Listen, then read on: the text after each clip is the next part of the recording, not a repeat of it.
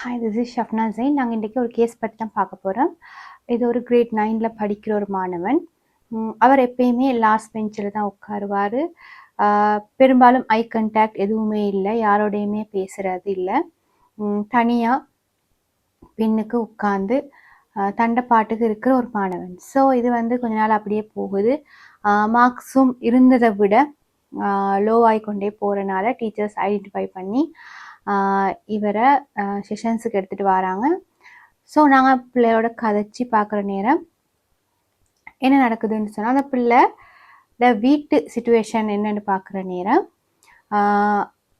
அந்த வீட்டில் அவருக்கு ஒரு நானா இருக்கிறாரு, அண்ணன் நிற்கிறாரு. அவரோட எப்பயுமே பேரண்ட்ஸ் இந்த பாயை கம்பேர் பண்ணி தான் கதைக்கிறார். அவர் கிளாஸ் டாப்பர், பட் இவர் கொஞ்சம் அவரை விட லோவான மார்க்ஸ் எடுக்கக்கூடிய ஒரு ஆளாக காணப்படுறாரு. ஸோ வீட்டில் எப்பயுமே தண்டை நானாவை கம்பேர் பண்ணி தான் இவர் ஏசுகிறார். நானா இப்படி செய்கிறாரு, உனக்கு அது இயலாவா, நீனும் என்ன மகன் தானே, அவனும் என்ன மகன் தானே, அவன் செய்கிற மாதிரியே உனக்கு இந்த விஷயங்களை செஞ்சு கொள்ளையலா அப்படின்ட்டு எல்லா நேரங்கள்லையுமே நானாவை கம்பேர் பண்ணி இந்த பிள்ளைய ஏசக்கூடிய சிச்சுவேஷன் வீட்டில் காணப்படுது. ஸோ காலப்போக்கில் பிள்ளைக்கு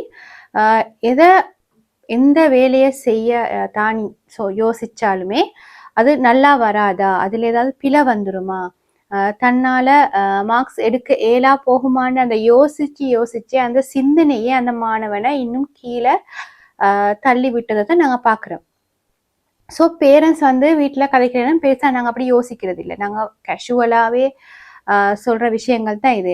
அவனை விட உனக்கு மார்க்ஸ் எடுக்கலாம் தானே அப்படின்ட்டு வீட்டில் நான் சகஜமாக சொல்லுவோம். பட் அந்த ஒரு சில வார்த்தைகள் ஒரு மாணவனை எந்த அளவுக்கு கீழே தள்ளி தான் எதுக்குமே லாயக்கில்லாத ஒருத்தர் அப்படின்ட்டு அவரோட வாயாலே அவர் சொல்கிற நிலைமையில் அவர் காணப்படுறாரு. ஸோ பேரண்ட்ஸ் இதில் கொஞ்சம் கவனமாக இருக்கணும்.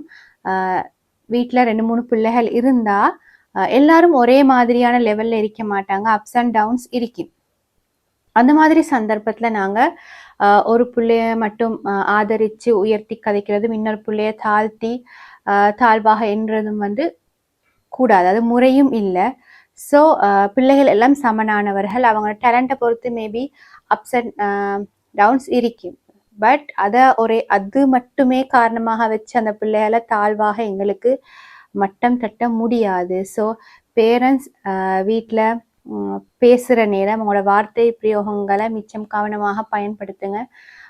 உங்களோட சில வார்த்தைகள் அடுத்த கட்ட உயர்வுக்கு போக வேண்டிய மாணவன் கூட அந்த பேரண்ட்ஸ் பேசுகிற அந்த வார்த்தைகளால் இடையில ஸ்ட்ரக்காகி நிற்கக்கூடிய சிச்சுவேஷன் தான் காணப்படுது. ஸோ நாங்கள் பேசுகிற நேரம் எங்களோட மாணவர்கள் எங்களோட பிள்ளைகளை பேசுகிற நேரம் கொஞ்சம் கவனமாக அவங்களோட தன்னம்பிக்கையை உடைச்சு போடுற மாதிரி வார்த்தைகளை பிரயோகித்து அவங்கள மட்டம் தட்டாமல் அவங்கள முறையான முறையில் கைட் பண்ணுற ஆக்களாக, ஆசிரியர்களாக, பெற்றோர்களாக நாங்கள் காணப்படணும்.